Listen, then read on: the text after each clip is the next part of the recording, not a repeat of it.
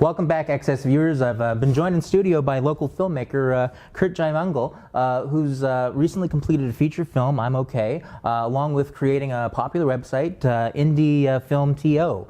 Thank you very much for joining us, Curt. It's no problem. So, feature film, what made you jump into that? It's a pretty big task. Actually, I did it as part of a 60-day feature film challenge to the community, because a lot of filmmakers keep making shorts, and then if you ask them, like, what do you really want to do? They'll say, I would love to just do a feature, but they think that they can't because they don't have the time, or they think it'll take 2 years, or they don't have the money or whatever. So with indiefilmTO, this was last year, I was like, let me just issue this challenge, like how there's a 48 short film. Okay, so you issued the challenge yourself. Yeah. Okay. And then I was like, and I'll do it too. I'll spearhead it. I'll be a part of it. So me and actually just 3 other filmmakers competed in this challenge. Anyone could have done it. It was more like an open call to the community. And yeah, so then it was part of that. But 4 feature films were created by this? What's funny is that I was the only feature film that got finished. But at least I led by example, at least. But it was tougher than they thought. Whatever. Well, what actually drove you to actually get this done, other than the fact that you were kind of setting the standard, as it were? So I'm a filmmaker myself, and I just really want to make films, and I feel like once you make a feature, you're in the big leagues. You very rarely go back to making short films once you've made a feature. Okay. So I was like, I just want to make a feature so that I could put myself out there. So, but you had made short films prior to this feature endeavor. I made a couple of short films. Okay. Yeah. Any that you're particularly proud of? None of them. Fair enough. So we shouldn't be sending people to your Vimeo to check it out. In fact, when I meet women, I introduce myself by a different name, specifically because I don't want them to find out those other shorts, because I'm the exact same way. If I'm at a bar, I'm like, "Hi there, I'm Barack Obama." Yeah. Okay, so I'm OK.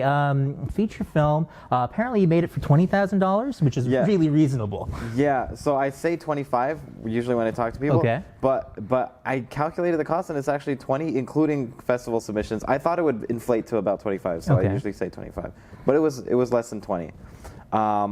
Yeah, it was less than 20. In indiefilmTO, one of the things we do is we focus a lot on like the aspects outside of craft, because filmmakers are so focused on craft. And one of the things is pitching. We teach people how to pitch. That's one of the things. Okay. I use those things to get my film funded. Okay, but with I'm OK, what is it about? What is this magnum opus? Have you ever been in a relationship where it was just clear that you guys shouldn't be together, and then you break up, but then you still feel terrible, and it stays with you for a long time? Sure. I totally know where you're coming. We've all been in situations like that. So usually romantic comedies are the opposite of that, or they come off of that like that happened before the film started, and then you meet someone new and all that, and everything's amazing. This is the horrible truth of what a relationship is like, but it's funny. Okay, I was going to ask you what made you want to do a romantic comedy, but it sounds like you hate romantic comedies. No, it's an anti-romantic comedy. Okay, fair enough. Take that. Yeah, and also it's a film that's like it's such a Toronto film, because like I love the city so much, and I don't like when filmmakers always want to leave Toronto or go to New York or LA, and so this film is unabashedly Toronto. Okay. Setting out to make your first feature film, was comedy was something you near and dear to you. You always wanted to make just like a funny film. Is that? I used to do stand-up comedy. Okay. Cool. Yeah. So I don't like acting. I hate acting, and I have no respect for actors. No, I'm just kidding. That's okay. They know. But I just wanted to act in this just because I'm a stand-up comic, and it was a comedic role. If one person drops out, it ruins the whole day. Yeah. The whole shoot. So I was like, how can I minimize the amount of crew? Well, if I'm the lead, then at least I know I'm going to be there all the time, because I got to direct the thing anyway. So at least that is logistically it was better. It wasn't an ego thing. You needed to do it. It was an ego thing. Sure. Yeah, of course it was. I tried to give you an out. Yeah, no. Okay, so you've already aired at the TIFF Bell Lightbox, and I hear you've got another screening coming up?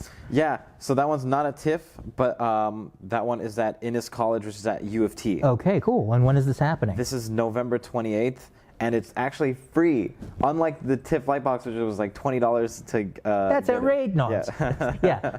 The event is called Romance and Mental Health, a Toronto Epidemic. Very nice. And Cam H is going to be there afterwards to talk about mental health and dealing with mental health issues. We have the student life that part of U of T that deals with mental wellness and all that stuff. We're talking about it's going to be like almost like a workshop / panel on how to get over depression and how to act towards other people who have mental illness, because a lot of people don't know how. Sounds like an amazing evening. I'm okay in his college, romance and mental health. Check it out. November 28th, and if you want to find out more exactly how to get there or like see the trailer, November 28th, then just go to imokfilm.com.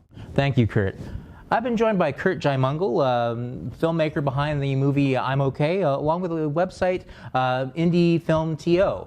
Definitely check them out. In the meantime, we'll be right back.